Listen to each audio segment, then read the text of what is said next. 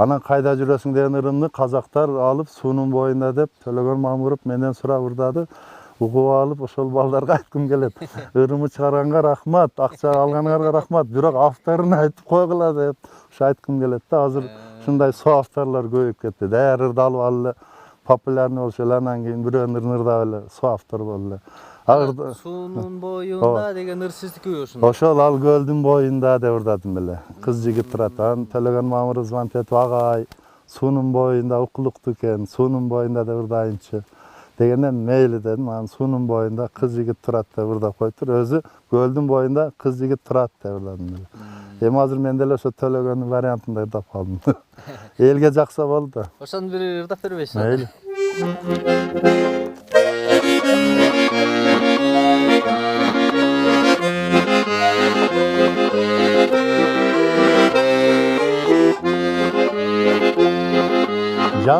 Жамгыр жай, төгөт эле басыбай, күндө бүркөлүп, неге ачыбайт, суунун боюнда кыздар отурат, аларга карап, оюм бурулат. Ох, мен сүйгөн кыз, сени эстедим, менин оюмда такыр кетпедим.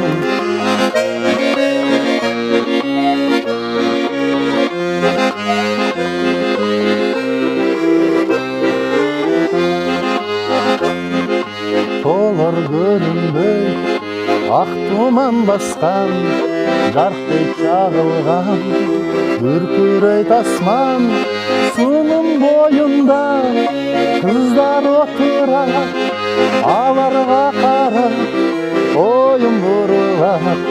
Ох, мен сүйгөн кыз, сени эстедим, менин оюмдан такыр кетпедим.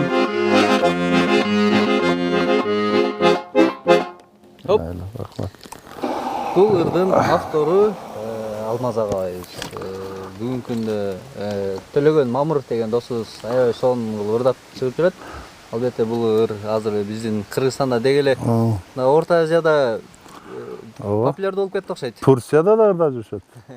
Ал Төлөгөн айтпады, агай, мен ырдайынчы ырдайбер дедим. Анан агай, сиз кыргыз болуп туруп, каякта казактар, түрктөр ырдап жүрөт деген. Анан эмне кылайын аны дедим. Айленайын, ырдай берсин. Анан дагы бир ырым бар, популярный.